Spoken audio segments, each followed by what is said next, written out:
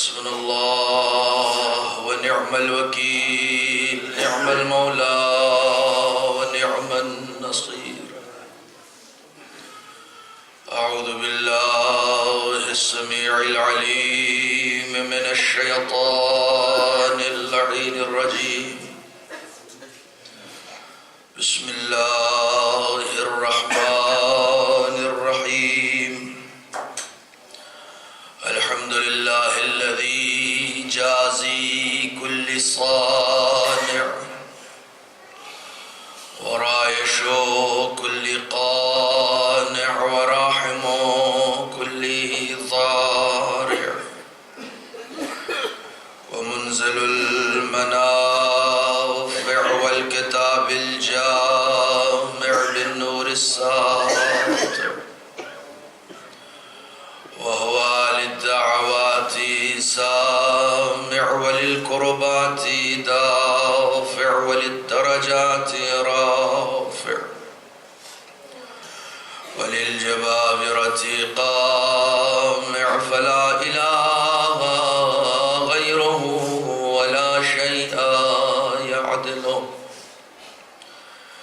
ليس كمثله شيء وهو السميع البصير اللطيف الخبير، وهو على كل شيء قدير. والصلاة والسلام والتحية والإكرام على السيد الأنام الذي سمي في السماء أحمد وفي الأرض أبي القاس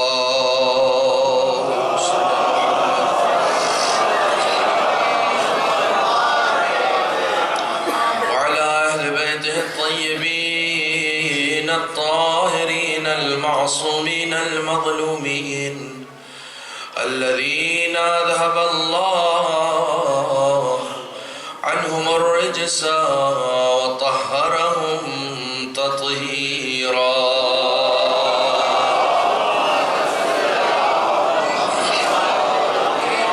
ولعنة الدائمة الباقية على أعدائهم وغاصبي حقوقهم ومنكر فضائلهم أجمعين. أما بعد، فقد قال الله الحكيم في القرآن الكريم: بسم الله الرحمن الرحيم.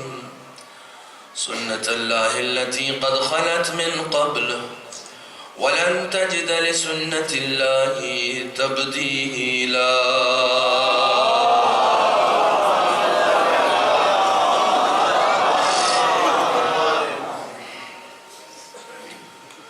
برادران عزیز، روزے اربعین سرکار سید الشہداء ہے، اور اس سلسلے گفتگو کو آپ مسلسل سماعت فرما رہے ہیں۔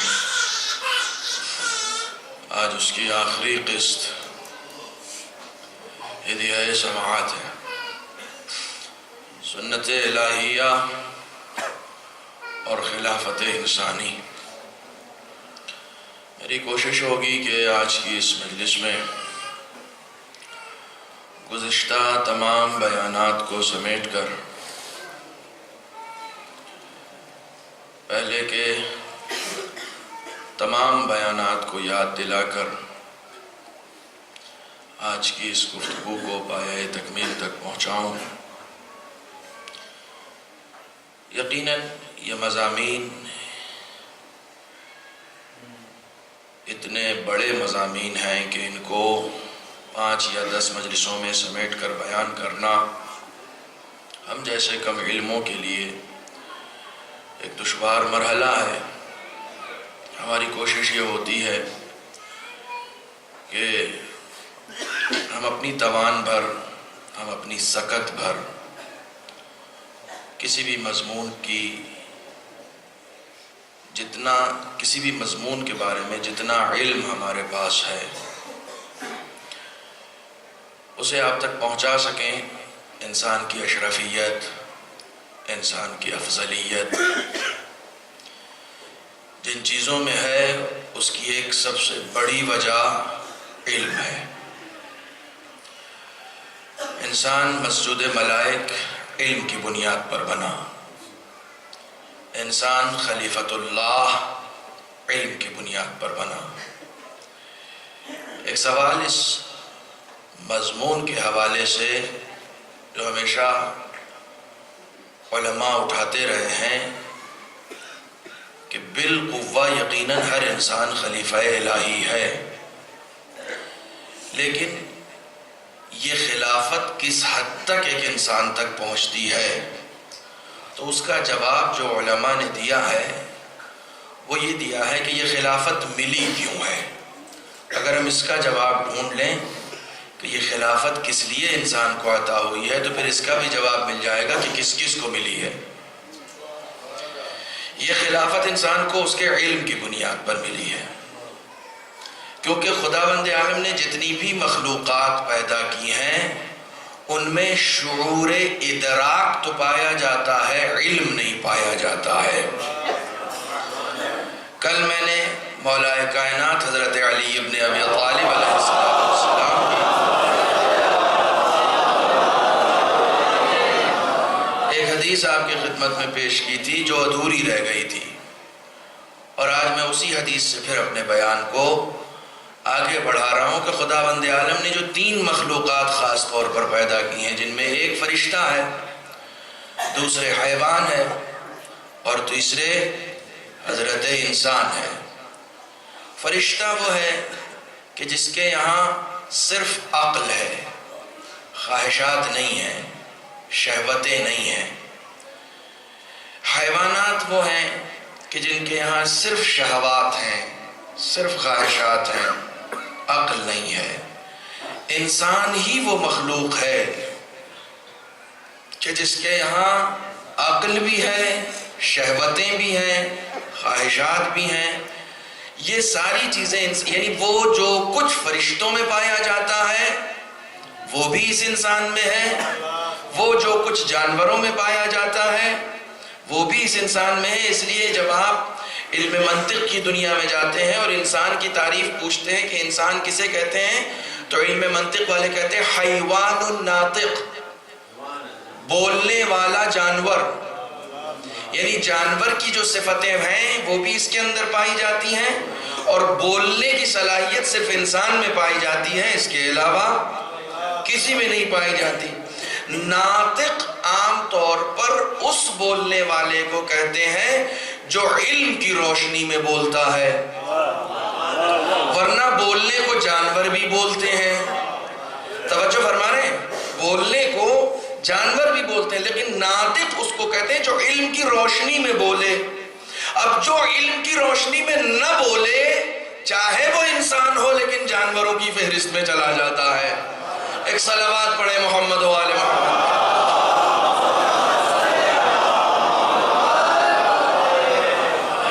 آج ظاہر عربعین ہے تو تعداد بھی لوگوں کی زیادہ ہونی ہے۔ آپ حضرات سے میں گزارش کروں گا کہ تھوڑا تھوڑا آگے تشریف لے آئیں تاکہ بعد میں آنے والوں کو جگہ آ جائے۔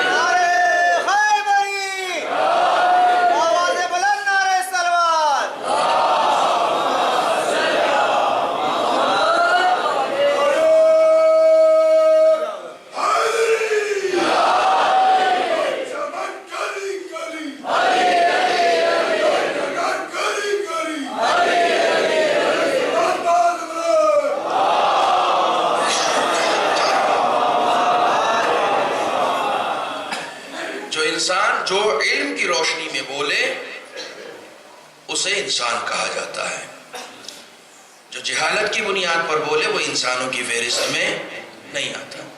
تو شہوتیں بھی اس کے اندر ہیں جو جانوروں کے اندر پائی جاتی ہیں، عقل بھی اس کے اندر ہے جو فرشتوں کے اندر پائی جاتی ہے۔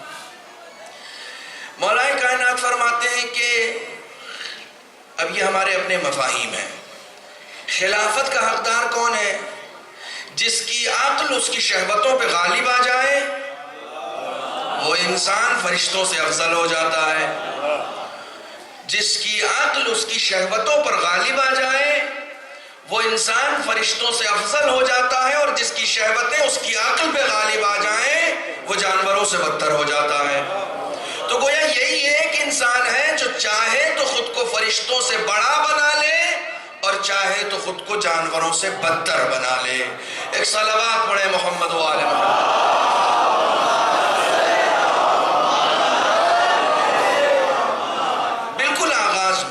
بالکل آغاز میں میں آپ کی خدمت میں دو چار بہت اہم نکات پیش کرنے جا رہا ہوں۔ دنیا کی جتنی بھی مخلوقات خداوند عالم نے بنائی ہیں وہ بنا کے بھیجی ہیں، کمپلیٹ کر کے بھیجی ہیں، انسان کو بننے کے لیے بھیجا ہے۔ ایک ایک جملے میں پوری خطابت ہے۔ دنیا کی تمام مخلوقات کو اس نے بنا کے بھیجا ہے، انسان کو بننے کے لیے بھیجا ہے۔ دونوں میں بہت فرق ہے۔ انسان کو انسان بنا کر بھیجا ہے، فرشتوں سے افضل اسے خود بننا ہے۔ اچھا فرما رہے ہیں، انسان کو انسان اس نے بنا کر بھیجا، سب کو بنا کے بھیجا سوائے انسان کے۔ انسان کو اس لیے بھیجا تاکہ یہ جا کر بنے، خود کو بنائے۔ انسان کو بالقوہ اس نے صلاحیتیں دے دی ہیں، اب اس انسان کو بالفعل اپنے اندر ان صلاحیتوں کو اجاگر کر کے خود کو بنانا ہے۔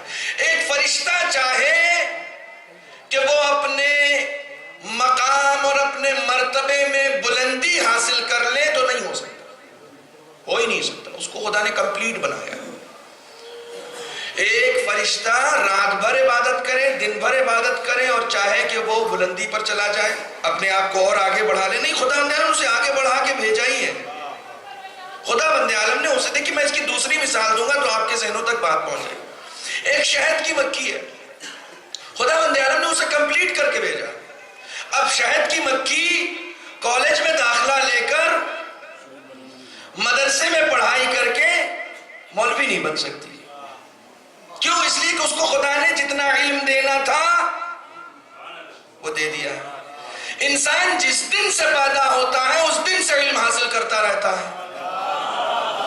ماں کی نگاہوں کی طرف دیکھا، اس سے انس پیدا کیا، ایک علم حاصل کیا کہ یہ میری ماں ہے۔ باپ کے چہرے کی طرف دیکھا، باپ سے مانوس ہوا، ایک علم حاصل کیا کہ یہ میرا باپ ہے۔ کون میرا اپنا ہے، کون پرایا ہے، ان سب کا علم روز انسان حاصل کرتا رہتا ہے، اور جتنا علم حاصل کرتا رہتا ہے اتنا بلند ہوتا رہتا ہے۔ انسان کو بننے کے لیے بھیجا ہے۔ میں دوسری مثال آپ کی خدمت میں عرض کروں تاکہ بات میرے نوجوانوں کے ذہنوں تک پہنچ جائے۔ جاؤ گوگل پہ لکھو کہ مثلا 1000 سال پہلے انسان گھر کیسے بناتا تھا۔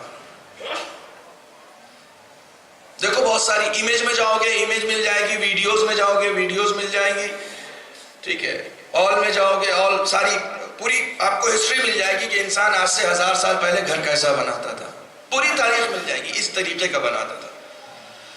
لیکن جب آپ آج 2016 میں آئیں گے کہ انسان گھر کیسے بناتا ہے تو بڑی ترقی ہوئی ہے، بہت ڈیولپ کیا ہے اس انسان نے، بہت آگے بڑھا ہے یہ انسان۔ آج سے 1000 سال پہلے شہد کی مکھی کیسا گھر بناتی تھی؟ جیسا وہ 1000 سال پہلے بناتی تھی ویسا ہی آج بناتی ہے۔ کیوں؟ اس لیے کہ خدا نے اس کو کمپلیٹ کر کے بھیجا ہے، تمہیں کمپلیٹ کر کے نہیں بھیجا ہے۔ جیسے جیسے تمہارا علم بڑھتا رہتا ہے ترقی آتی جاتی ہے۔ تو خدا بند عالم یہی بتانا چاہ رہا، جیسے تم دنیا میں ترقی کر کے اپنے جسم کی کیئر کر کے اس مادی دنیا میں ترقی کرتے ہو، ویسے ہی اپنی روح کی کیئر کر کے اپنے آپ کو معنوی دنیا میں بھی اوپر تک لے جا سکتے ہو۔ ایک صلوات پڑھے محمد و آل محمد۔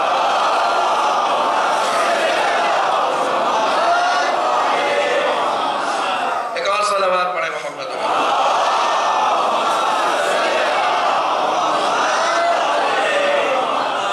ویسے ہی تم مسلسل آگے بڑھ رہے ہو، انسان مسلسل آگے بڑھ رہا، کنٹینیو ترقی کی راہ پر گامزن ہے، لیکن طے اسے خود کرنا ہے کہ کسے آگے بڑھنا ہے اور کسے پیچھے ہٹنا ہے۔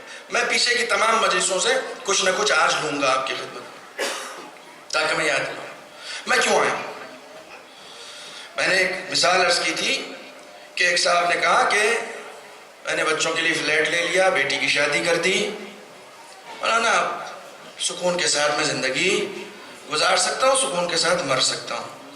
آپ اس لیے نہیں آئے تھے کہ اپنے بچوں کو اچھی نوکری دلا دیں، اپنی بیٹی کی شادی کر دیں.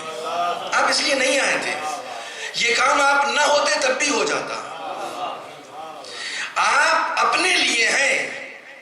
قیامت کے منظر کو قرآن مجید نے نقل کرتے ہوئے کہا یوم لا ينفع مال ولا بنون.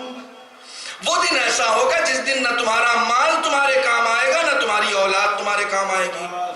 تو معبود پھر کام کا کیا آئے گی؟ میں نے تو پوری زندگی اپنی اولاد کی ترقی کے لیے صرف کر دی.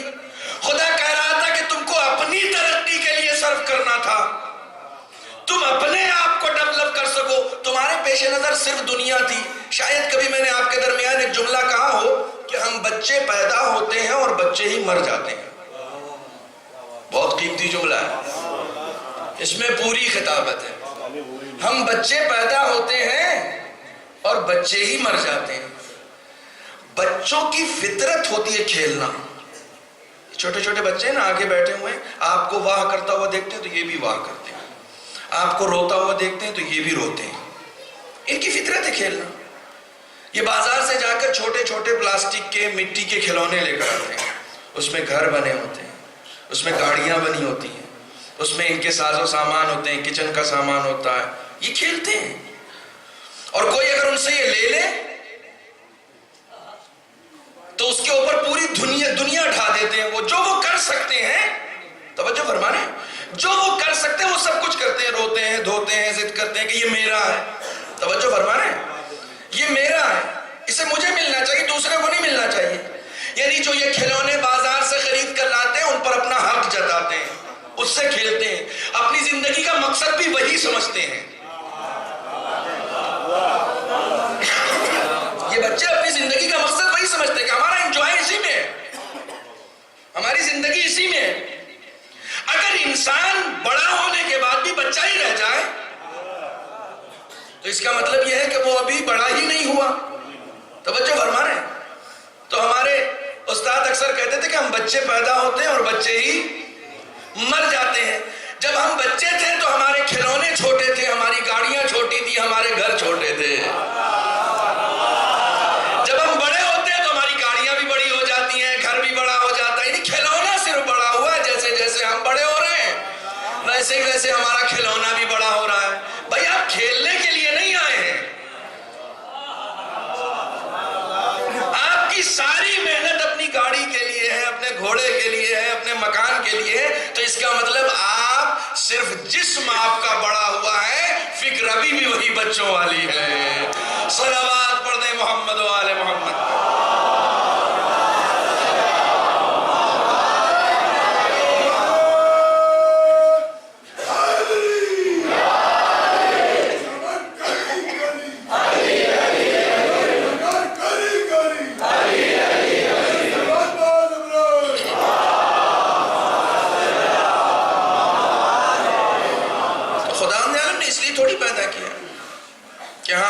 دنیا میں آئے اور اس دنیا میں اس دنیا کے لیے جیے. دنیا میں ضرور جیو، دنیا کے لیے نہ جیو. ایک سب سے اہم جو ایک انسان کی زندگی کے لیے، دیکھیں دنیا میں رہنا ہماری مجبوری ہے کیونکہ خداوند عالم نے اسی دنیا میں ہمیں بھیجا ہے. لیکن دنیا کے لیے جینا برا ہے، دنیا میں جینا برا نہیں ہے. دنیا کے لیے عام طور پر ایک سوال لوگوں کے ذہنوں میں ابھرتا ہے کہ کیا زیادہ کمائی کرنا اور زیادہ دولت کمانا برا ہے؟ بالکل برا نہیں. رسول خدا سے پوچھا گیا کہ آپ کے نزدیک سب سے زیادہ منفور ترین، جس سے آپ نفرت کرتے ہیں، وہ کون سا نوجوان ہے؟ تو آپ نے کہا جو بے روزگار ہے. جو بے روزگار نوجوان ہے وہ میرے نزدیک بہت ہی پست ہے، گرا ہوا. مجھے بے روزگار نوجوان نہیں چاہیے، روزگار رکھنے والا نوجوان چاہیے. ٹھیک ہے، یعنی کمانا، پیسے کمانا خدا بند عالم اور رسول کے نزدیک پسندیدہ ہے. ہمارے یہاں جو نشاندہی کی جاتی ہے کہ جب پیسے کماؤ تو صرف اس بات کا لحاظ رکھو حرام کے ذریعے سے کمائی کر رہے ہو یا حلال کے ذریعے سے. صرف اس بات کی نشاندہی کی گئی ہے. ورنہ دولت مند ہونا برا نہیں ہے. حدیثیں ہیں لا معاد من لا معاش لہ، جس کے پاس ذریعہ معاش نہیں ہوگا اس کے پاس قیامت بھی نہیں ہوگی۔ اللہ اکبر، جس کے پاس ذریعہ معاش نہیں ہوگا اس کے پاس قیامت بھی نہیں ہوگی۔ جی اعلان مائک، ایک صلوات اور پڑھیں محمد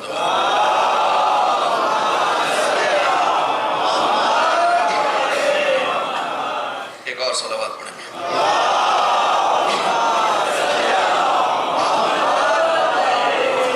جس کے پاس ذریعہ معاش نہیں ہوگا اس کے پاس قیامت بھی نہیں ہوگی۔ ذریعہ معاش بھی ضروری ہے، کیونکہ فقیری انسان کو بے دین بھی بنا دیتی ہے۔ توجہ فرمائیے گا، فقیری انسان کو بے دین، لہٰذا کسی کے ذہن میں یہ سوال نہ ہے کہ اسلام کا مطلب ہوتا ہے کہ بالکل فقیر بنے رہنا اور چٹائی پہ سونا اور سوکھی روٹی کھانا۔ جی نہیں، ایسا کچھ نہیں ہے، ایسا کچھ نہیں۔ یہ سب معرفت کی بنیاد پر ہوتا ہے۔ جتنی معرفت ہوتی ہے خدا بند عالم اتنی ہی طلب آپ سے رکھتا ہے۔ معرفت سے زیادہ وہ آپ سے کچھ چاہتا ہی نہیں ہے۔ جتنی معرفت ہے بس اتنی سی طلب ہے اس کی۔ چنانچہ ہمارے یہاں گوشہ نشینی، پہاڑوں پر جانا، یہ سب ہمارے یہاں جو ہے ہی نہیں۔ ہمارے یہاں معاشرے میں رہ کر ایک فرشتہ صفت انسان کی طرح زندگی گزارو۔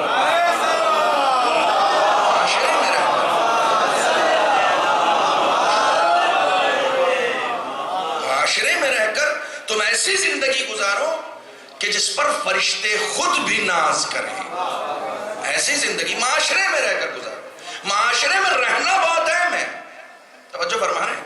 معاشرے میں رہ کے ایک انسان کی زندگی گزارنا بہت اہم ہے۔ معاشرے سے کٹ کے آپ انسان کی زندگی کیا گزاریں گے؟ وہاں تو آپ اکیلے ہو گئے۔ اور ہمارے یہاں حقوق ایک دوسرے سے متعلق ہوتے ہیں۔ جو خود معاشرے سے کٹ کے پہاڑوں پہ چلا جاتا ہے اس کے لیے تو زندگی آسان ہو جاتی ہے۔ نہ بیوی کا خرچہ اٹھانا ہے، نہ بچوں کا خرچہ اٹھانا ہے، نہ معاشرے میں زندگی گزارنے کا کوئی اصول ہے اس کے پاس، وہ تو اکیلا ہو گیا۔ نہیں، تم معاشرے میں رہ کر کس طریقے سے معاشرے میں زندگی گزاری جاتی ہے یہ سبق سیکھو تاکہ اپنے نفس کو بلند کر سکو۔ ایک صلوات پڑھیں محمد والے۔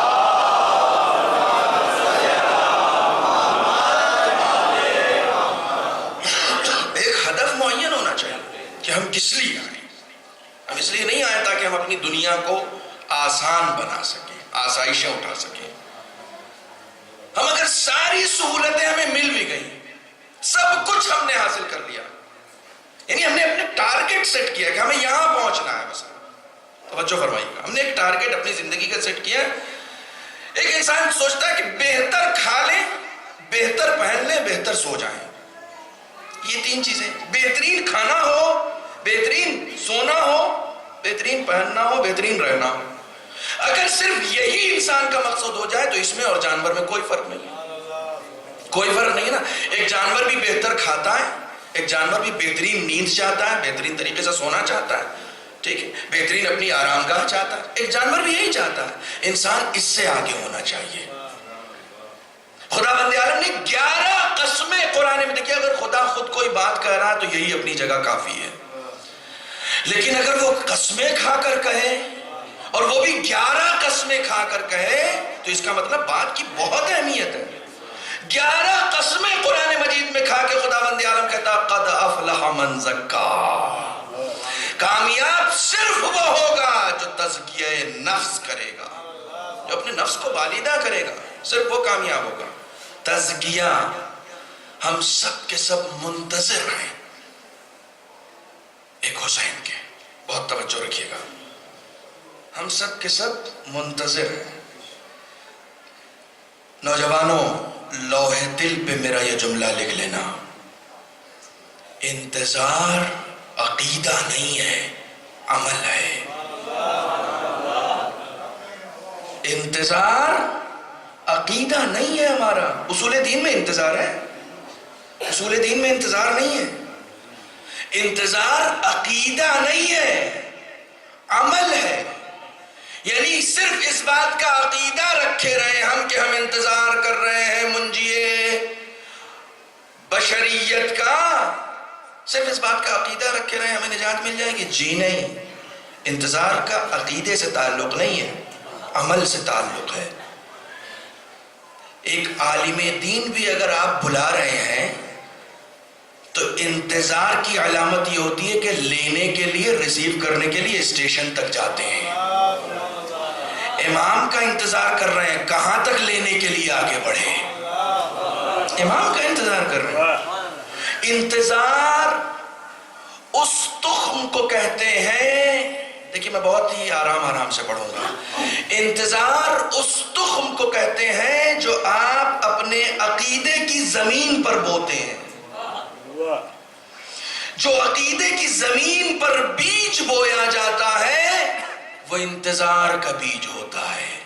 ہر انسان کا فرض منصبی ہے کہ اپنی پوری زندگی اس بیج کی کیئر کرتا رہے، وہ پودا ہو، وہ درخت ہو، اس کی آبیاری کرے، اسے پروان چڑھائے، مسلسل منتظر رہے کہ کوئی آنے والا ہے، آبیاری ہو اس کی، کیئر ہو اس کی۔ جو عقیدے کی زمین پر بویا جاتا ہے، اس میں صرف اور صرف عمل ہے، صرف اور صرف عمل کا مطالبہ کیا گیا، اس کے علاوہ اور کوئی مطالبہ ہم سے نہیں کیا گیا ہے۔ ایک صلوات پڑھیں محمد و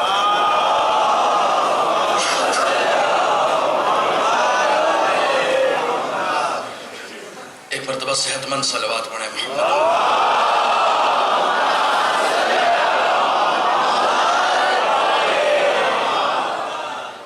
ہم سے جو مطالبہ کیا گیا، ہم چاہے جو کچھ بھی زندگی میں کما لیں، جو کچھ بھی زندگی میں کر لیں، بہت توجہ رکھیے گا۔ اب میں تھوڑا سا آگے بڑھ رہا ہوں۔ میں نے کل یا پرسوں کی مجلس میں ایک جملہ کہا تھا کہ ہم کیئر کس چیز کی کر رہے ہیں؟ اس چیز کی کر رہے ہیں جو مٹی میں رہ جانے والی ہے۔ توجہ فرما رہے ہیں، ہم اس چیز کی کیئر کر رہے ہیں۔ دیکھ بھال کس کی ہو رہی ہے؟ اس چیز کی ہو رہی ہے کہ جس کو یہیں رہ جانا ہے، جس کو وہاں جانا ہے، اس کی کیئر ہمارے یہاں نہیں ہے، جبکہ ہم کو بھیجا اس لیے گیا کہ ہم اس کی کیئر کریں کہ جس کو وہاں جانا ہے، ٹھیک ہے، جس کو وہاں جانا ہے۔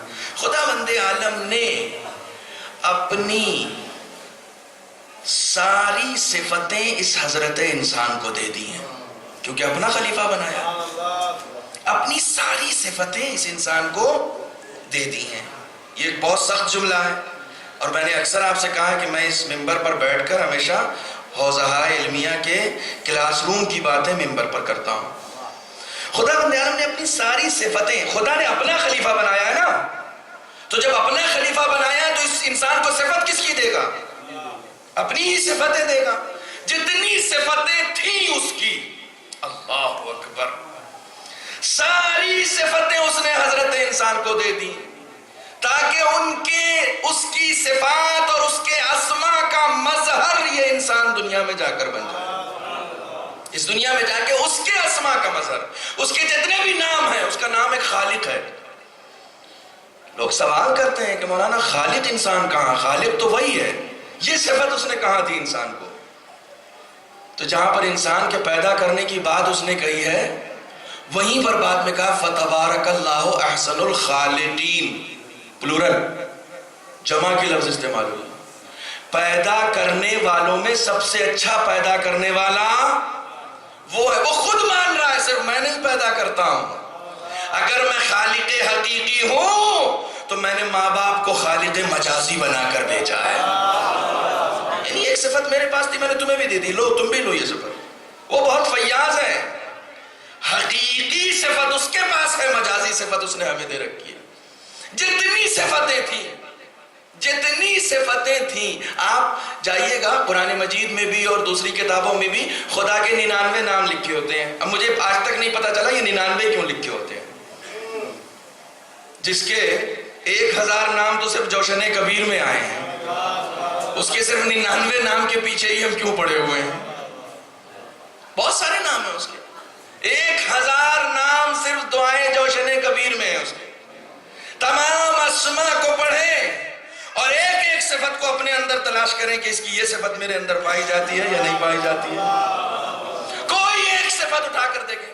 تو میں آسان ترین صفات کی تو بات نہیں کروں، مثلا معاف کرنا اس کی صفت ہے، توبہ قبول کرنا اس کی صفت ہے نا، یہ ساری صفات اس کی ہیں۔ رازق وہ ہے، یہ صفت اس نے آپ کو دی ہے یا نہیں دی ہے؟ ان تمام صفات پر ایک ایک کر کے بیٹھ کے غور کریں کہ یہ صفت اس نے دی ہے نہیں دی۔ میں ذرا ٹف والی صفت بتاتا ہوں، هو الاول والآخر، وہ پہلا بھی ہے اور آخری بھی، اس کی ایک صفت یہ۔ هو الظاہر والباطن، وہ ظاہر بھی ہے اور باطن بھی ہے۔ تو ظاہر و باطن ہم ہیں کہ نہیں ہیں؟ اس نے یہ صفت ہمیں دی ہے یا نہیں دی ہے؟ آپ خاموشی سے سن رہے ہیں، لیکن یہ مطالب سننے والے خاموشی سے ہی ہیں۔ اور میرا اپنا عقیدہ اور اپنا ماننا یہ ہے کہ بیان وہیں سنائی جاتا ہے جہاں خاموشی رہتی ہے۔ ایک صلوات پڑھے محمد و آل محمد۔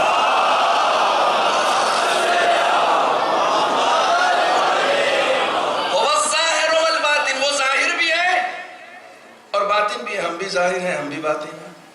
میں کون ہوں؟ میرا ظاہر یہ ہے، لیکن اس چہرے کا نام نامدار نہیں ہے، اس ہاتھ کا نام نامدار نہیں ہے، اس جسم کا نام نامدار نہیں ہے۔ اگر اس جسم کا نام نامدار ہوتا تو جب یہ جسم قبر میں سو جاتا تو پھر کوئی نہیں کہتا مجھے نامدار، پھر کوئی نہیں کہتا۔ آپ اگر میرا انتقال ہو جائے اور آپ میرے گھر پہ آئیں تو آپ سے پوچھے، آپ جا کر پوچھیں گھر پہ کہ صاحب نامدار صاحب ہیں؟ کہا نہیں صاحب وہ تو چلے گئے۔ کہا کہاں چلے گئے؟ کہا وہ اس دنیا سے چلے گئے۔ اب وہ گھر کے اندر آئے، دیکھا جنازہ رکھا ہوا ہے، بہت توجہ رکھیے گا۔ وہ گھر پہ آئے، دیکھا جنازہ رکھا ہوا ہے۔ کہا یہ کیا لیٹے ہوئے ہیں؟ کہا یہ نہیں، یہ وہ نہیں ہے، یہ ان کا جنازہ ہے۔ توجہ فرمائیے آپ، یہ وہ نہیں ہے، یعنی نام جسم کا نہیں رکھا گیا تھا، نام ہمارے باطن کا رکھا گیا تھا جو چلا گیا۔ میں ظاہر بھی ہوں، میں باطن بھی ہوں۔ خدا نے یہ صفت بھی ہمیں دے دی کہ تمہارا اپنا ظاہر بھی ہے اور تمہارا اپنا باطن بھی۔ اس سے اور سخت مرحلہ، هو الاول والآخر، ناز کرو اپنی قسمت پر، خدا نے تمہیں اپنا خلیفہ بنایا۔ هو الاول والآخر، وہ اول بھی ہے اور وہ آخر بھی ہے۔ بہت آسان سے مرحلے میں یہ مرحلہ بھی حل ہو جاتا ہے۔ میں یا اور آپ میں سے کوئی سی بھی شخصیت، آپ کی آئیڈینٹی کیا ہے؟ آپ کی یہ صورت۔ آپ کی آئیڈینٹی کیا ہے؟ آپ کی یہ آواز۔ توجہ فرمانے، آپ کو لوگ کیسے پہچانتے ہیں؟ آپ کسی کو فون کرتے ہیں، اب تو موبائل میں ہے کہ آپ دیکھ لیجئے گا کہ صاحب کس کا فون آیا۔ اگر مان لیا آپ نے کسی کو لینڈ لائن پہ فون کیا تو اس نے جیسے ہی آپ نے ادھر سے ہیلو کہا، اس نے کہا اچھا کیسے مزاج ہے، سب خیریت ہے؟ بھائی صاحب کیسے پہچانا آپ نے؟ انہوں نے تو نام بتایا نہیں۔ کہا دیکھیں صاحب ان کی آواز ہم پہچانتے ہیں۔ اچھا، اتنی بڑی دنیا میں جہاں اربوں کھربوں انسان خدا نے پیدا کیے، یہ آواز صرف ایک آدمی کو دی؟ اس کی قدرت کو سمجھے نا، یہ آواز صرف ایک آدمی کو ملی ہے، اس کے علاوہ کسی کو نہیں ملی۔ کہا نہیں صاحب اس کی قدرت ہی ایسی ہے، وہ کسی کو ایک بار کوئی چیز دے دیتا ہے تو پھر دوبارہ کسی کو نہیں دیتا۔ آپ نے آئیڈینٹی کارڈ دیکھا، کہا یہ صورت صرف ایک آدمی کو ملی ہے، ایک آدمی کے بعد دوسرے آدمی کو صورت نہیں ملی ہے۔ اللہ اکبر، ایک آدمی کے بعد دوسرے آدمی کو یہ صورت نہیں ملی ہے، یعنی ہر انسان اپنی جگہ پہلا ہے، ہر انسان اپنی جگہ اول ہے۔ اس سے پہلے نہ ایسا انسان آیا تھا، نہ اس کے بعد اس کے جیسا انسان آئے گا۔ تو ہر انسان اپنی جگہ اول بھی ہے اور آخر بھی ہے۔ دیکھیں یہی تو ہے نا، بالقوہ خدا بند عالم نے اپنی ساری صفتیں اس انسان کو دے دی ہیں، اور ساری صفتیں دینے کے بعد اس انسان سے کہا ہے عبدی اطعنی اجعلک مثلی، اے میرے بندے میری اطاعت کر، میں تجھے اپنے جیسا بنا دوں گا۔ صلوات پڑھے محمد و آل محمد۔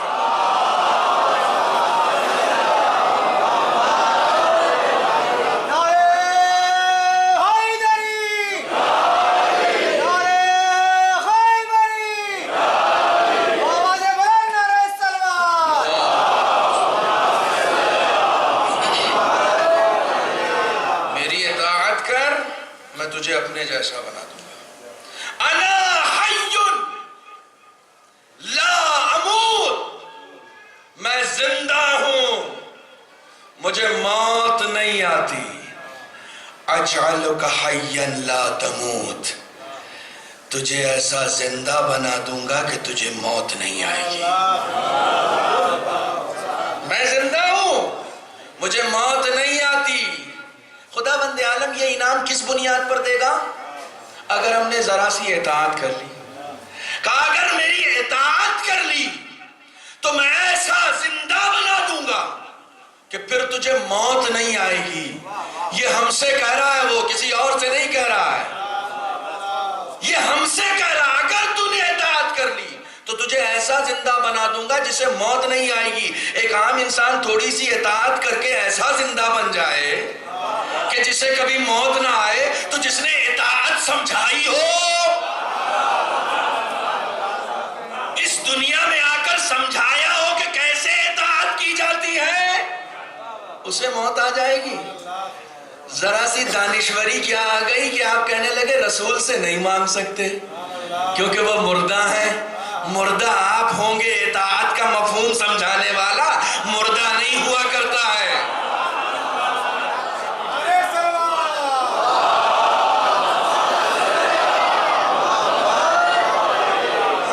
ہم اگر اطاعت کر لیں تو ہمیں موت نہیں آئے گی، وہ ایسا زندہ بنا دے گا کہ جسے موت نہیں آتی۔ تو پھر جس نے اطاعت سمجھائی ہو کہ اسے اطاعت کہتے ہیں، جس نے اتنی عبادت کی ہو کہ اس کو خدا کو کہنا پڑ گیا ہو قم اللیل الا قلیلا، اے میرے حبیب تھوڑا کم، اتنی عبادتیں نہ کیا کرو، اس کو روکنا پڑ رہا ہے۔ انا غنی لا افتقر، میں غنی ہوں، فقیر نہیں ہوتا، میں کبھی فقیر نہیں ہوتا۔ جناب موسیٰ کو بھی وحی کی تھی خدا نے، اے موسیٰ سنو نوجوانوں، پریشان رہتے ہو روزگار کے لیے، اے موسیٰ جب تک میرے خزانے خالی ہونے کا یقین نہ ہو جائے رزق کی فکر مت کرنا۔ میرا خزانہ کبھی خالی نہیں ہوتا۔ بہت ہی گری ہوئی فکر کے وہ افراد ہوتے ہیں جو اپنے رزق کے لیے دوسروں اپنے ہی جیسے دوسرے افراد کی طرف نگاہ کے اٹھائے رہتے ہیں۔ جو تمہارے ہی جیسا وہ تمہیں رزق کیا دے گا؟ رزق تمہیں وہ دے گا کہ جس کا خزانہ کبھی خالی ہی نہیں ہوتا۔ تم اس سے مانگ کے تو دیکھو، وہ عطا کرتا ہے، تم اس سے طلب کر کے دیکھو۔ انا غنی، میں غنی ہوں، لا افتقر، فقیری میرے پاس نہیں آتی ہے۔ اجعلک غنیا لا تفتقر، میں ایسا غنی بنا دوں گا کہ فقیری تیرے پاس نہیں آئے گی۔ مجھے انصاف سے بتائیے، انصاف سے بتائیے، جو گھٹنوں سے توڑ کر روٹیاں کھاتا ہو، فقیروں کی لائن اسی دروازے پہ کیوں رہتی ہے؟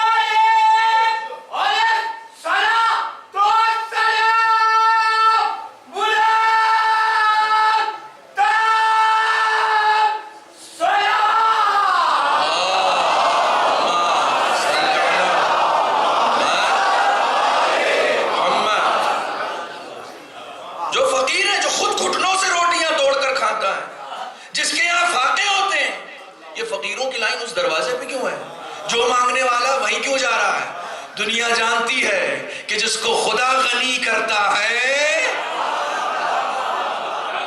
اس سے زیادہ کوئی غنی نہیں ہوتا۔ اس کو خدا نے غنی کیا ہے۔ ایک مرتبہ غنی ہم خود اپنے آپ ہو جاتے ہیں، ایک مرتبہ خدا غنی کرتا ہے۔ اپنے آپ غنی ہونا بہت آسان ہے، جس کو خدا غنی کرے۔ انا غنی، میں غنی ہوں۔ غنی ہونے کا مطلب دولت نہیں ہے، توجہ رکھیں، غنی ہونے کا مطلب دولت نہیں، غنی ہونے کا مطلب اس کے علاوہ کسی کا محتاج نہیں۔ کاش یہ مفہوم سمجھ میں آ جائے، کاش یہ مفہوم سمجھ میں آ جائے۔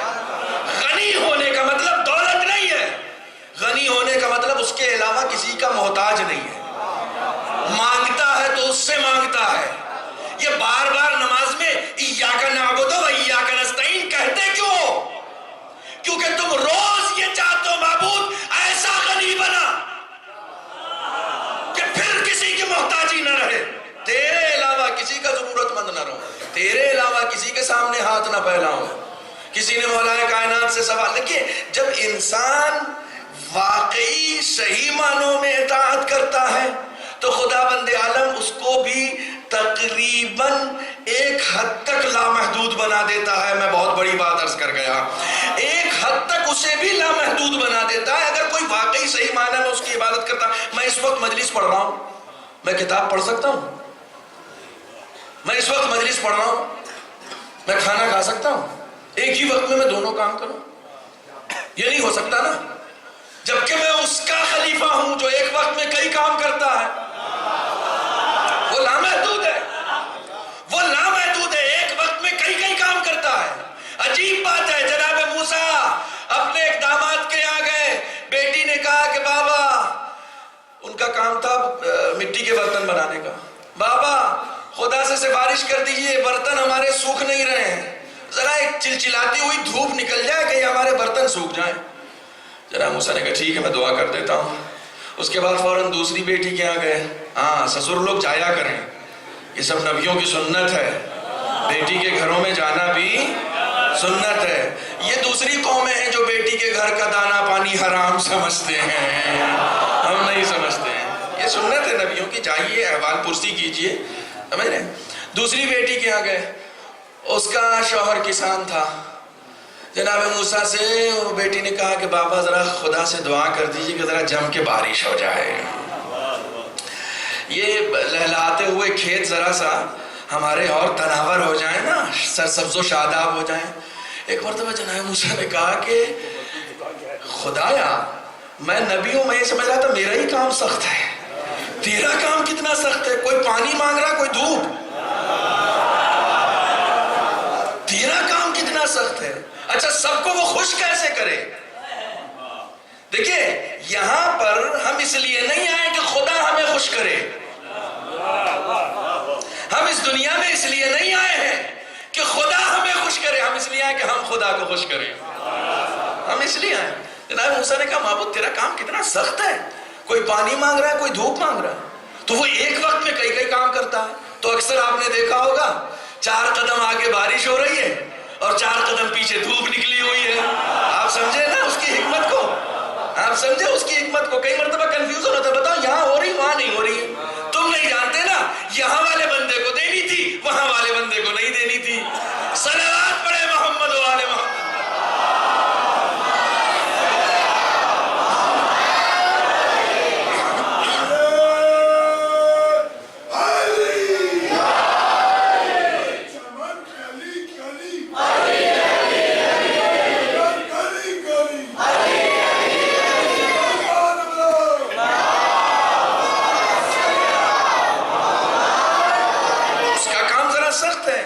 لیکن وہ لامحدود ہے اس لیے وہ سب کام کر لیتا ہے۔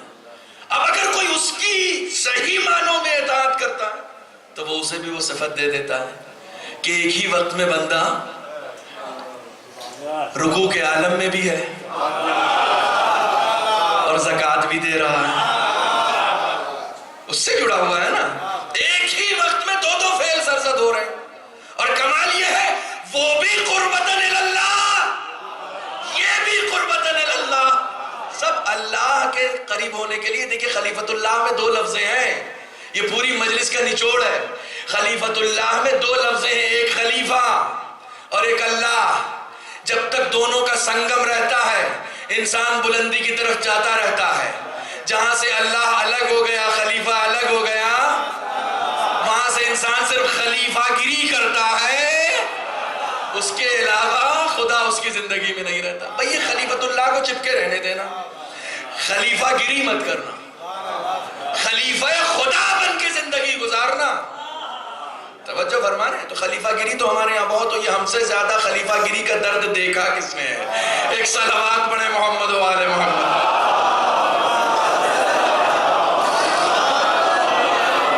ایک اور صلوات پڑھے محمد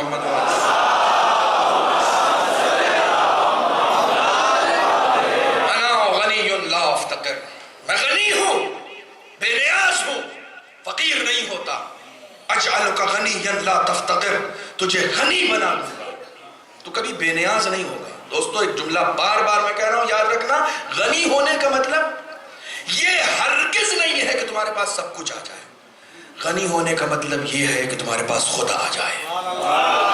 وہی کل والا جملہ، سب مانگ لیا تجھ سے مگر تجھ کو نہ مانگا۔ غنی ہونے کا مطلب ہے خدا آ جائے۔ جب انسان کے پاس خدا ہوتا ہے نا تو پھر اس کی نگاہ کسی طرف اٹھتی ہی نہیں ہے۔ دیکھیے کئی مرتبہ ہم شکایت کرتے ہیں، کئی مرتبہ ایسا ہوتا ہے ہماری زندگی میں ہم خدا سے شکایت کر رہے ہیں، معبود یہ نہیں ہے وہ نہیں ہے۔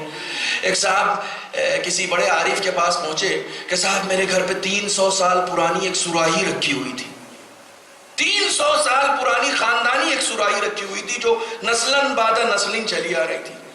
کل میرے گھر ایسی فقیری آئی کہ مجھے اس کو بیچنا پڑ گیا۔ کھانے کے لیے 2 لقمے نہیں تھے کہ ہمیں وہ سراہی بیچنی پڑ گئی۔ دیکھو غنی ہونا کسے کہتے ہیں؟ انسان اس چیز کو درک کرے، محسوس کرے۔ اس عارف نے کہا کہ تو شکایت کر رہا ہے یا شکر؟ جس کے بات سمجھ میں آ رہی ہے، تو شکایت کر رہا ہے یا شکر؟ کہا میں تو شکایت کر رہا ہوں کہ 300 سال پرانی سراہی ہمیں بیچنی پڑ گئی۔ کہا تجھے شکر کرنا چاہیے، تیرے رزق کو خدا نے 300 سال سے سنبھال کے رکھا ہوا تھا۔ یہ سوچنے کا انداز ہوتا ہے، یہ سوچنے کا انداز ہوتا ہے۔ خدا نے 300 سال سے تیرے رزق کو سنبھال کے رکھا ہوا تھا، تجھے شکر ادا کرنا چاہیے۔ سوچنے کا انداز ہوتا ہے اپنا۔ انسان کس طریقے سے سوچتا ہے۔ یہ سراہی لے کے تو قبر میں جائے گا۔ خدا نے 300 سال سے آج کے بھوک کو مٹانے کے لیے اس چیز کو سنبھال کر رکھا ہوا تھا۔ سوچنے کا نظریہ اپنا بدل دو گے، سب کچھ آسان ہو جائے گا، سب کچھ آسان ہو جائے گا۔ وہ سراہی تمہارے گھر پہ رہے گی بھی تو کون سا زینت میں اضافہ کرے گی؟ کس زینت میں اضافہ کرے گی تمہارے لیے؟ کسی زینت میں اضافہ نہیں کر سکتی۔ انا غنی لا افتقر، میں غنی ہوں، فقیر نہیں ہوتا۔ جو کچھ آتا ہے سب کچھ لٹا دیتا ہوں۔ روز دسترخوان سجتا ہے اس کے بیٹے کا جو سوکھی روٹیاں بیٹھ کر مسجد میں کھاتا ہے۔ روز دسترخوان سجتا ہے، روز کھلاتا ہے خدا کے نام پہ، دیتا ہے خدا کے نام پہ۔ توجہ فرما رہے ہیں، انا غنی لا افتقر، اجعل انا مہما اشا یکون، اجعلک مہما تشا یکون۔ میں جو چاہوں کروں، جہاں چاہوں رہوں۔ تو نے اگر میری اطاعت کی تو میں تجھے بھی ایسا بنا دوں گا کہ جو چاہے کرے، جہاں چاہے رہے۔ پھر تیری مرضی چلے گی، پھر تیری مرضی چلے گی۔ میں چاہوں تو مردے کو زندہ کر دوں، سمجھے تو صحیح۔ میں چاہوں تو کسی کا کوڑ ٹھیک کر دوں، میں چاہوں تو کسی زندے کو مردہ کر دوں، بغیر اس کے کہ ہاتھ لگاؤں۔ میں چاہوں میں یہ کر سکتا ہوں۔ اگر تو نے میری اطاعت کی تو تجھے بھی اتنی طاقت دے دوں گا کہ تو نماز پڑھ دے گا تو زندہ مردہ ہو جائے گا۔ تجھے اتنی قوت دے دوں گا کہ اگر تو نے کسی زندہ پر بھی نماز پڑھ دی تو وہ مردہ ہو جائے گا۔ مریض کو شفا دے دوں گا، جو چاہوں کروں وہ ہو جائے گا۔ تو نے اطاعت کی تو تجھے بھی ایسا بنا دوں گا۔ تو دریا پہ عصا مارے گا، راستہ بن جائے گا۔ یہ کار خدائی ہے، کار خدائی خدا بندوں سے لے رہا، خدا کا کام ہے، وہ بندوں سے لے رہا۔ تو چاہے تو 2 انگلیوں پہ درِ خیبر اکھاڑ دو، جس کو 40 افراد مل کے کھولتے ہوں، جس کے ایک پٹ کو، ان دونوں پٹوں کو تو 1-2 انگلیوں سے اٹھا لے۔ بچوں فرما دے،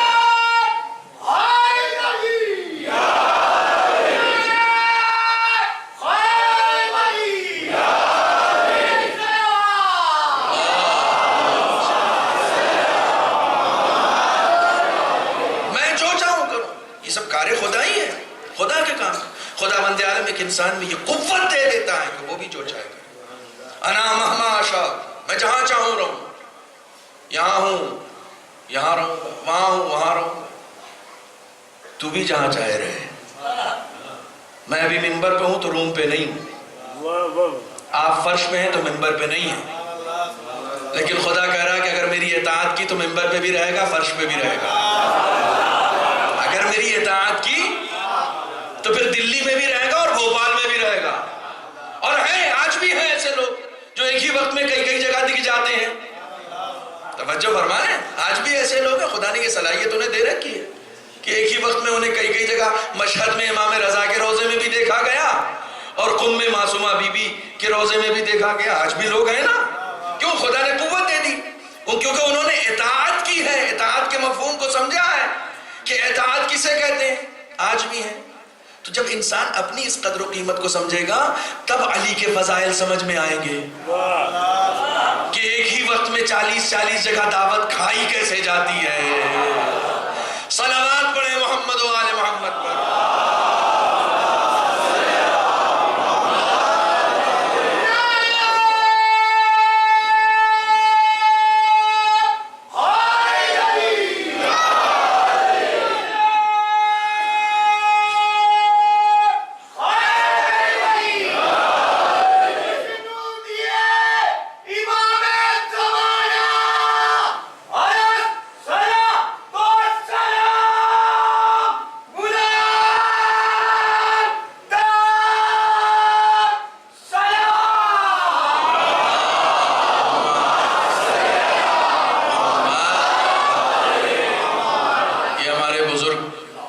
خدا انہیں طول عمر عطا کرے. آپ سب ان کی اور اپنی سلامتی کے لیے ایک صلوات پڑھیں.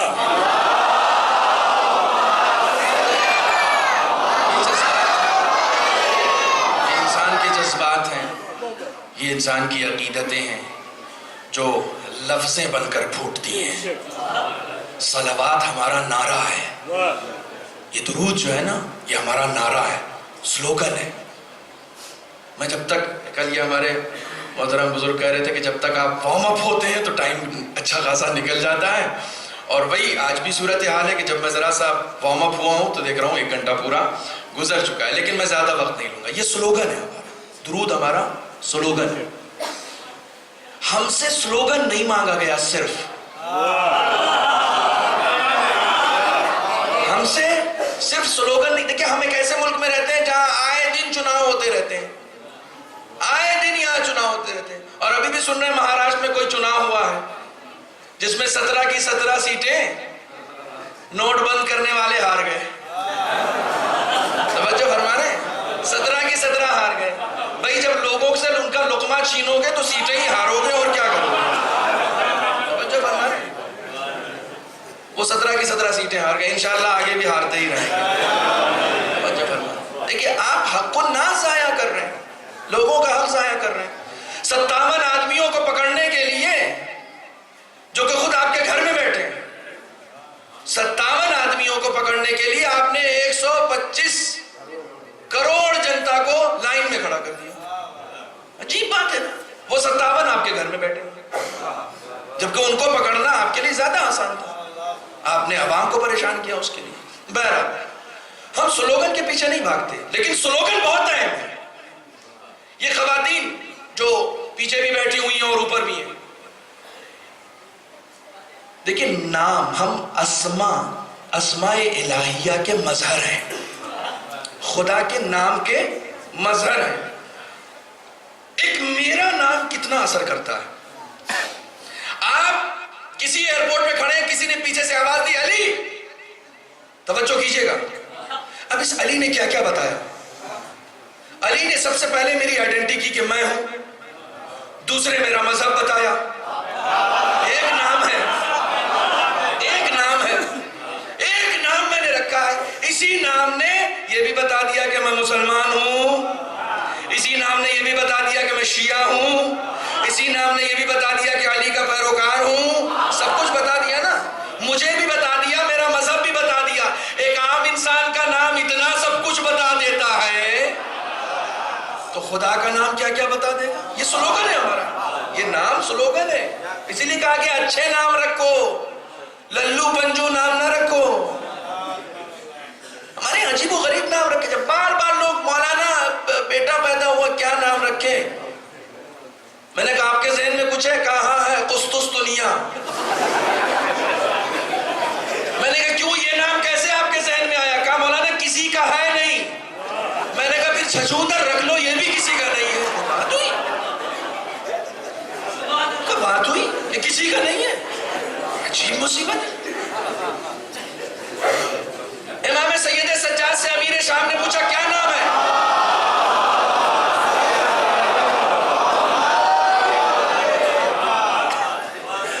چوتھے امام سے امیر شام نے پوچھا کیا نام ہے؟ کہا علی. کہا بھائی کا کیا نام ہے؟ کہا علی. کہا دوسرے بھائی کا کیا نام ہے؟ کہا علی. تو کہا سب کا نام علی ہے. امام سید سجاد چھوٹے تھے، فوراً گئے امام حسین کے پاس. کہا بابا یہ دیکھیے یہ کہہ رہا ہے کہ تم نے سب کا نام علی رکھا ہے، تمہارے بابا کے پاس اور کوئی نام نہیں ہے. امام حسین نے کہا جا اس سے کہہ دے کہ اگر خدا مجھے 100 بیٹے دیتا تو میں 100 کے 100 کے نام علی رکھتا. 100 کے 100 کے نام علی رکھتا. کسی کو علی اوسط کہا، کسی کو علی اصغر کہا، کسی کو علی اکبر کہا. سب علی ہیں، سب علی ہیں. تم نام ڈھونڈ رہے ہو، کیا نام رکھتے؟ کچھ ایسا جو بالکل الگ ہو. الگ کیوں ڈھونڈ رہے ہو؟ تم کسی الگ قبیلے سے تھوڑی ہو، اپنے قبیلے والا نام رکھو جس قبیلے سے ہو. ہمارے یہاں ایک عجیب ہوڑ ہے کہ نام ذرا سا الگ ہونا چاہیے، بالکل الگ ہونا چاہیے. کسی کا ہو نہیں، کسی کا. تو ٹھیک ہے آپ اپنا مسلمانوں میں کسی کا نام رام پرکاش نہیں ہے، آپ رام پرکاش رکھ لیجئے، سب سے الگ رہے گا، مذہب لکھا رہے گا مسلمان. یہ کوئی بات ہوئی؟ یہ کوئی بات ہوئی کہ کسی کا ہو نہیں ہے ایسا نام؟ علی نام، علی سے اچھا کوئی نام ہے؟ حسن سے اچھا کوئی نام ہے؟ حسین سے اچھا کوئی نام ہے؟ ہمارے معصومین نے کہا ہے اپنی اولاد کے نام میرے نام پہ رکھو. مجھے تعجب ہوتا ہے جب میں ان گھروں میں جاتا ہوں اور کہتا ہوں مولانا، لوگ کہتے ہیں مولانا میری بیٹی کا نام میں نے پہلے زینب رکھا تھا، بعد میں یہ بہت پریشان رہنے لگی پھر بدل دیا. اللہ اکبر، اللہ اکبر. ہم کہاں جا رہے ہیں؟ پہلے ہم نے سکینہ رکھا تھا، بہت روتی تھی پھر بدل دیا. اللہ اکبر. ہم کہاں جا رہے ہیں؟ ہم کہاں جا رہے ہیں؟ یہ کیسی فکریں ہیں ہماری؟ یہ کیسی فکریں ہیں؟ زینب اپنے باپ کی زینت ہے. زینب وہ بیٹی ہے کہ جس کے باپ کو اس پہ فخر ہے کہ زینب میری بیٹی ہے. مطلب ہی ہوتا ہے اپنے باپ کی زینت. جو اپنے باپ کی زینت ہو آپ اس کے نام پر رکھیں گے تو آپ یہ سوچتے ہیں پریشان رہیں گی. میری اپنی بیٹی کا نام زینب ہے. خاص طور سے میں نے رکھا ہے تاکہ یہ خرافات ذہنوں سے لوگوں کے محو ہو کہ اگر کوئی بیوی پریشان رہتی ہے تو وہ اس نام کی وجہ سے ہے. وہ پریشان اپنی ذات کے لیے نہیں تھی، اسلام کے لیے تھی. وہ پریشان ہوئی تو اسلام کو سکون ملا. اسلام چین سے رہے، دین محفوظ رہے، اس لیے اپنے آپ کو پریشانیوں میں ڈالا. بچوں فرمانے ہمارے اپنے نام، ان سب چیزوں کا اثر ہوتا ہے، ہمارے اپنے اسما کا اثر ہوتا ہے. یہ سب سلوگن ہے. نام سلوگن ہے، درود سلوگن ہے. خواتین یہ آپ کا حجاب سلوگن ہے، سلوگن ہے. آپ علی والی ہیں، آپ کربلا والی ہیں. کوئی بھی دور سے دیکھے گا سمجھ جائے گا یہ علی کی چاہنے والی خاتون ہے، یہ زینبی کردار رکھنے والی خاتون ہے. آپ سب سے الگ ہیں. دشمن آپ سے آپ کا ظاہر چھیننا چاہتا ہے، آپ کا ظاہر آپ سے دشمن چھیننا چاہتا ہے. اگر یہ حجاب سلوگن نہ ہوتا تو لوگوں کے سینے میں تیر بن کے نہ چبھتا. آج ملکوں میں حجاب پر پابندیاں نہ لگائی جاتی. پابندیوں کا لگایا جانا یہ بتا رہا ہے کہ یہ سلوگن انہیں چبھ رہا ہے، انہیں تکلیف ہو رہی ہے. ایک زمانے میں علی نام سے تکلیف ہوتی تھی نا، تکلیف ہوتی تھی کہ جس کا بھی نام علی دیکھو اسے قید کر لو. جتنے علی والے ہیں ان کو قید کر لو، تشدد کا نشانہ بناؤ. حجاج ابن یوسف کا کام ہی یہی تھا کہ جس کے نام اہل بیت کے نام پہ ہوتے تھے انہیں پکڑ پکڑ کے قتل کرتا تھا. کیوں؟ اس لیے کہ دشمن کی یہ سازش تھی کہ یہ نام آگے نہ بڑھنے پائے. اور دوسری طرف اہل بیت کا طریقہ کار یہ تھا جتنے بیٹے ہوتے تھے سب کا نام علی رکھتے تھے تاکہ علی کا نام آگے رہے. دشمن اپنی سازش پہ عمل کر رہا ہے، ہم اپنی سازش پہ. یہ ہمارے سلوگن ہے، یہ ہمارے سلوگن ہے، درود ہمارا سلوگن ہے، نام ہمارا سلوگن ہے، حجاب ہمارا. دیکھیے یہ سب ظاہر ہے، یہ سب ظاہر ہے ہمارا. بہت توجہ، میں نتیجہ دینے لگا ہوں. یہ سب ظاہر ہے. دشمن ہم سے ظاہر لے رہا ہے، یہ ظاہر ہمارا ہم سے چھیننا چاہ رہا ہے. صلوات زور سے پڑھنا عیب نہیں ہے، ہنر ہے. ہنر ہے. شرمندگی ہوتی، بڑے لوگ ہیں اللہم صلی علی، ہم بڑے لوگ ہیں صلوات دھیرے سے پڑھتے ہیں. حضرات ایک صلوات ایسی بھیجیے کہ عرش مولا سے رحمتی رحمت نازل ہونا شروع ہو جائے. نعرہ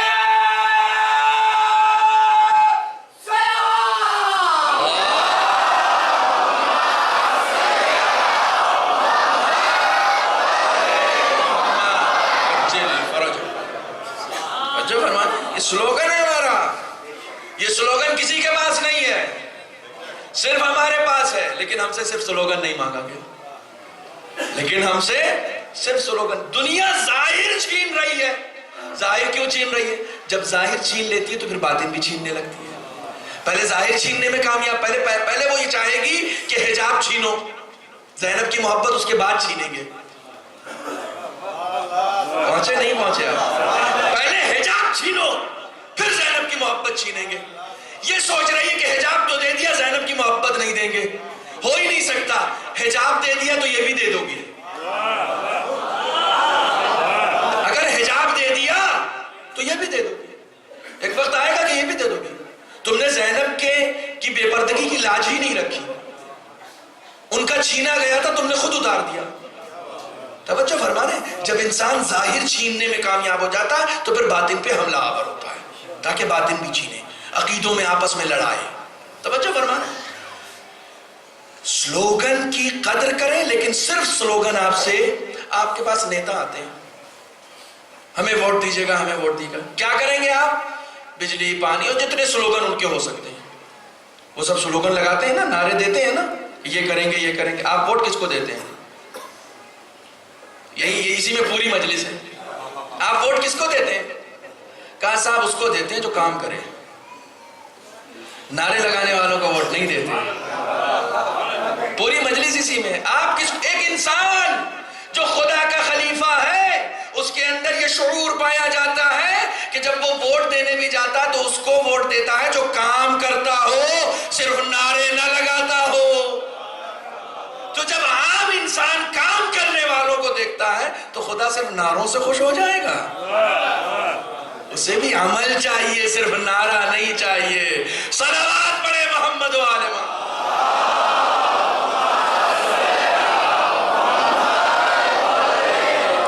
عمل چاہیے. چنانچہ خدا بند عالم نے ایک انسان کو اپنی خلافت عطا کی، اور اس خلافت کو چیک کرنے کے لیے اس نے جناب موسیٰ نے خدا سے پوچھا. میں نے ختم کر دی مجلس. جناب موسیٰ نے خدا سے پوچھا کہ معبود، اتنی عزت دینے کے بعد، اتنی فضیلت عطا کرنے کے بعد پھر مار کیوں دیتا ہے؟ جان کیوں لے لیتا ہے؟ تو خدا کی حکمت بھی بڑی عجیب ہوتی ہے، اس کی سنتیں بڑی عجیب عجیب ہیں. وہ چاہتا تو فوراً جواب دے دیتا. اس نے کہا موسیٰ گیہوں لگاؤ. کھیت ہے نا تمہارے پاس؟ کہاں ہے؟ جاؤ گیہوں لگاؤ. اب جناب موسیٰ گئے، انہوں نے کھیت کی جتائی کی اور اس کے بعد پھر گیہوں کا دانہ چھڑکا اور گیہوں لگایا. اب ظاہر سی بات ہے کہ گیہوں کو پنپنے میں کتنا وقت لگے گا. گیہوں لگانے کے بعد خوب اس کی پرورش کی اور یہاں تک کہ فصل جو ہے وہ بہت لہلہا اٹھی اور اس کے بعد پھر فصل پک گئی. فصل پکنے کے بعد ایک وقت یہ آیا کہ اب جناب موسیٰ اپنے ہاتھ میں کون سا اوزار ہوتا ہے؟ ہسیا. ہسیا لے کے اپنے ہی کھیت میں بیٹھ گئے کاٹنے کے لیے. خدا نے کہا موسیٰ جسے اپنے ہاتھوں سے لگایا ہے اسے کاٹ کیوں رہے ہو؟ پوری مجلس اسی میں. موسیٰ جسے اپنے ہاتھوں سے لگایا ہے، اپنے ہاتھوں سے اس کی پرورش کی ہے، اتنے دنوں تک دیکھ بھال کی، کیڑوں سے بچایا، مکوڑوں سے بچایا، آبیاری کی، اتنا ناز اٹھاتے تھے اپنے درختوں کا، پھر اپنے ہاتھوں سے کاٹ کیوں رہے ہو؟ کہا معبود تو نے ہی تو یہ شعور عطا کیا ہے نا. تو نے ہی تو یہ شعور عطا کیا ہے کہ اب ہم انہیں کاٹیں تاکہ ان کو دیکھ سکیں کہ جو ایک دانہ ہم نے لگایا تھا اس میں کچھ اضافہ ہوا ہے یا نہیں ہوا ہے. کہا موسیٰ منوعن یہی حال ہماری موت دینے کا بھی ہے. ہم ایک انسان کو زندگی دیتے ہیں، فضیلت دیتے ہیں اور بلاتے اس لیے ہیں. دیکھو تم اس لیے کاٹ رہے ہو نا کہ اس میں سے دانے کو الگ کر سکیں، بھوسے کو الگ کر سکیں. آئے ہائے دیکھیں پوری مجلس اسی میں ہے. دانے کو الگ کر سکیں، بھوسے کو الگ کر سکیں. ہم زندگی دینے کے بعد موت اس لیے دیتے ہیں کہ اچھے عمل والوں کو الگ کر سکوں، برے عمل والوں کو الگ کر سکوں. جو اسٹور کرنے کے قابل ہیں جنت میں انہیں الگ کر سکوں، اور جو جہنم کے کوڑے دان میں ڈالنے کے لائق ہیں انہیں الگ کر سکوں. ایک صلوات پڑھیں محمد والے.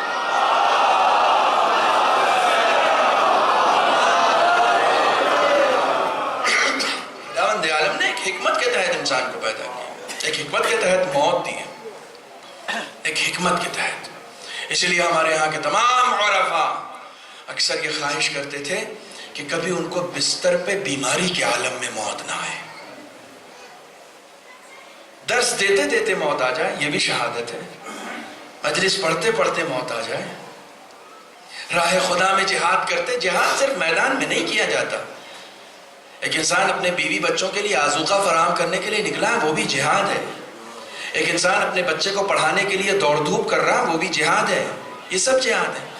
جو کام تم خدا کی خوشنودی کے لیے کر رہے ہو، کوئی کام ایسا نہیں ہے کہ انسان قربتاً اللہ نہ کر سکے. کوئی کام ایون سونا جو آپ رات میں سوتے ہیں وہ بھی آپ قربتاً اللہ سو سکتے ہیں. وہ بھی ہم سوؤں گا نہیں تو صبح جلدی نماز کے لیے اٹھوں گا کیسے؟ قربتاً اللہ. سونا قربتاً اللہ ہو جائے، پوری زندگی قربتاً اللہ ہو جائے. جہاں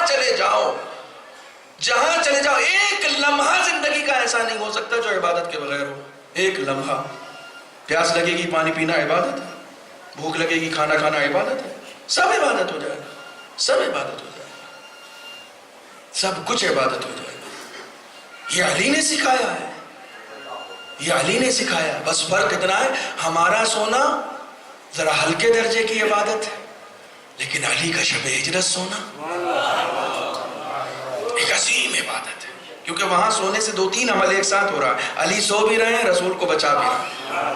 2-3 عمل ایک ساتھ ہو رہا ہے. تو یہ جو خدا رسیدہ لوگ ہوتے ہیں ان کے عمل میں، ایک عمل میں کئی حکمت عملیاں ہوتی ہیں. ہمارا ایک عمل صرف ایک ہی عمل اس میں پایا جاتا ہے.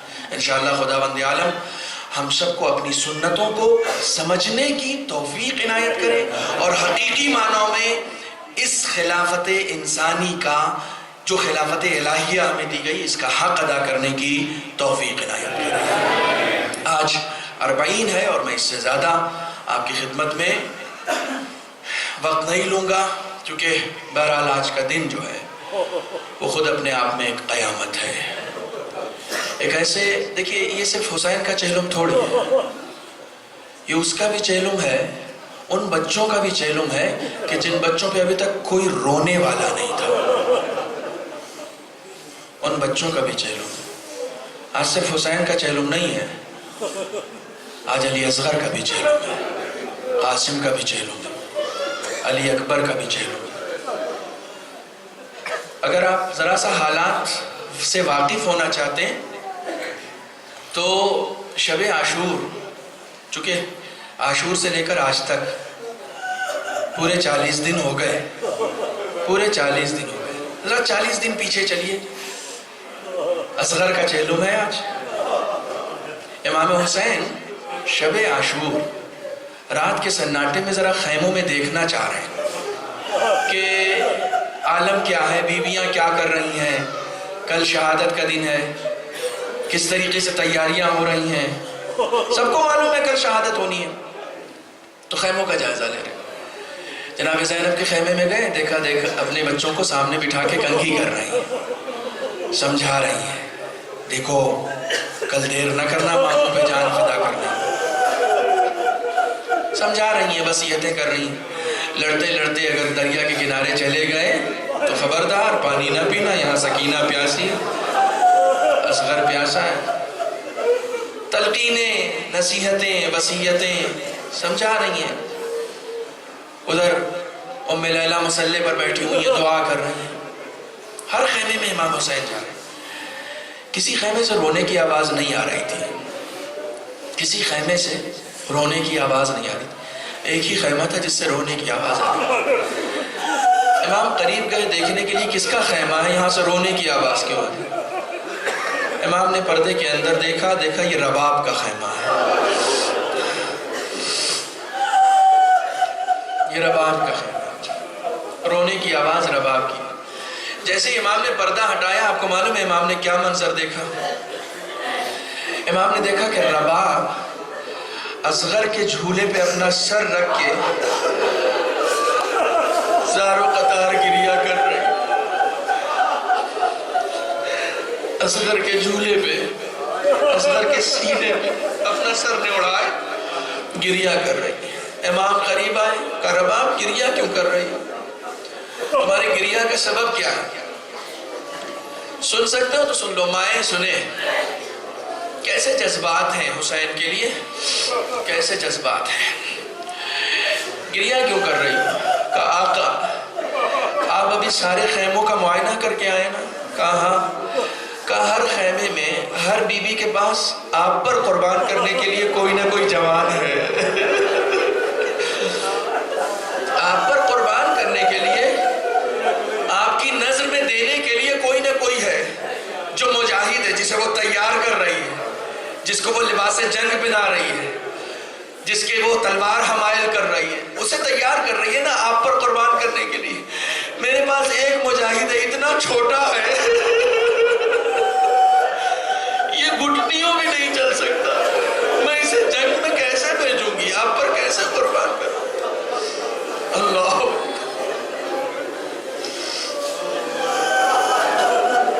کیسا درد ہے، کیسا درد ہے، میں اسے کیسے قربان کروں گی. امام نے دلاسا دیا، رباب پریشان نہ ہو، علی اصغر کا بھی نام ہے، اور تمہیں معلوم ہے کہ میرا بیٹا وہ جنگ کرے گا جو کوئی مجاہد نہ کر سکے گا. تاریخ کربلا گواہ ہے، تاریخ کربلا گواہ ہے. جو جنگ علی اصغر نے کی ہے، دشمن کو رلایا اگر کسی نے ہے تو علی اصغر نے رلایا، کسی نے نہیں رلایا. جب اکڑی ہوئی زبان، 6 مہینے کا بچہ، دودھ تو دودھ، پانی جسے نہ ملے، 6 مہینے کا بچہ جب سوکھی ہوئی زبان کو اپنے سوکھے ہوئے ہونٹوں پر پھیر رہا ہے، فوج میں ہلچل مچ گئی، ہلچل مچ گئی. ایک کوہرام بپا ہو گیا.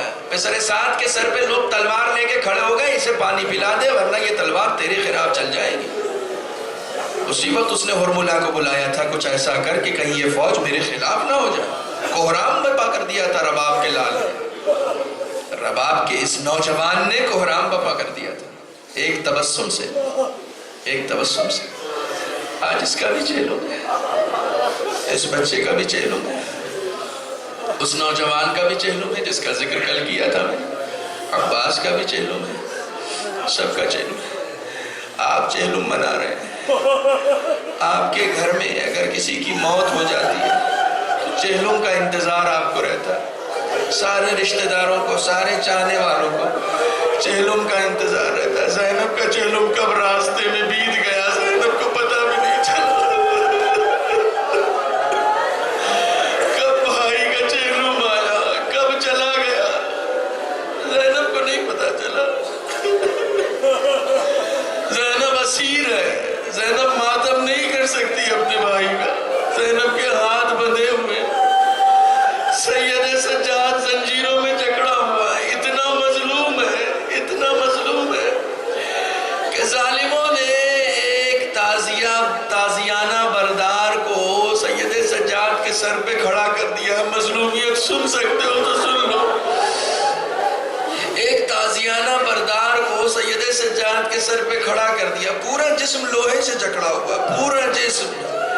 یہ ظالم کہیں بھی ٹھہرتے ہیں اپنے لیے خیمے لگاتے ہیں، اہل حرم کے لیے کوئی خیمہ نہیں لگایا جاتا. سید سجاد کے سر پہ ایک تازیانہ بردار کھڑا کر دیا. جانتے ہیں کیوں؟ کہا دیکھنا کہیں یہ سائے میں نہ بیٹھنے پائیں، جب بھی بیٹھے دھوپ میں بیٹھے۔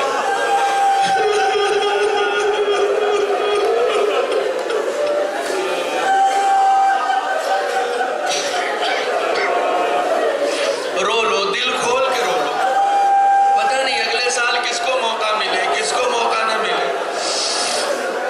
ہمارے نام اعمال میں کیا ہے؟ نمازیں ہیں، روزے ہیں، کیا چیز ہے جو ہمارے قبر میں کام آنے والی؟ سوائے ذکریہ کی کچھ کام نہیں آنے والا، اہل بیت کی محبت کام آنے والی۔ ہمارے نام اعمال خالی ہے۔ امام رضا فرماتے ہیں زور سے گریہ کیا کرو، بلند آواز سے گریہ کیا کرو۔ یہ گریہ بھی ہمارا سلوگن ہے، یہ گریہ بھی ہمارا شعار ہے۔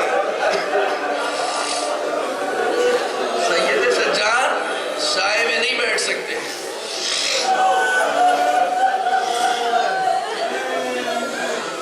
یہ جو لوہے پہنے ہوئے ہیں نا، یہ دھوپ کی تپش سے گرم ہو جاتے ہیں اور گرم ہو کے جلدوں پہ چپک جاتے ہیں۔ اللہ اکبر۔ قافلہ ایک جگہ روکا گیا، ایک جگہ قافلہ روکا گیا تاکہ سید سجاد نماز پڑھنا چاہ رہے تھے۔ نماز پڑھنے کے لیے ظالموں نے جو خیمے لگائے تھے نا، اس کا جو سایہ پڑ رہا تھا، اس سائے میں کھڑے ہو گئے نماز پڑھنے کے لیے۔ اسی عالم میں، ہتھکڑیوں اور بیڑیوں کے عالم میں، اسی سائے میں کھڑے ہو گئے نماز پڑھنے کے لیے۔ جس تازیانہ بردار کو معین کیا گیا تھا، اس نے دور سے دیکھا کہ سید سجاد سائے میں کھڑے ہوئے، قریب آیا، تازیانے برسانے لگا۔ سید سجاد کی مظلومہ پھوپھی دور سے یہ منظر دیکھ رہی۔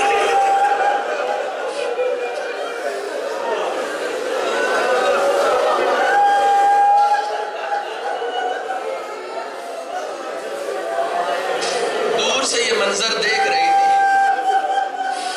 سید سجاد کو سائے سے ہٹایا گیا۔ ایک مرتبہ زینب قریب آئی، قریب آ کر کھڑی ہو گئی، یہ بیٹا اپنی پھوپھی کو معاف کرنا، میرے پاس چادر بھی نہیں ہے کہ میں سایہ کر سکوں، لیکن یہ بیٹا میں کھڑی ہو جاتی ہوں، میرے قد کا سایہ جو زمین پر پڑ رہا ہے نا، اس پہ کھڑا ہو کر اپنی نماز ادا کرنا۔ بہت مظلومیت، بہت مظلومیت ہے، بہت مظلومیت ہے۔ لوگ آ کر دلاسے نہیں دے رہے، چہلم کے دن بھی کوئی آ کر دلاسا نہیں دے رہا۔ چہلم کے دن بھی سب ایک دوسرے کے چہرے دیکھ رہے ہیں، آج بابا کا چہلم ہے، پھر اب آپ سوچ رہی آج علی اصغر کا چہلم ہے۔ زینب نے اپنے بچوں کے چہلم کو تو یاد بھی نہیں کیا، اپنے بچوں کو بھی نہیں یاد۔ زینب تو اپنے بھائی کو رو رہی ہے، اپنے بھائی کو رو رہی ہے۔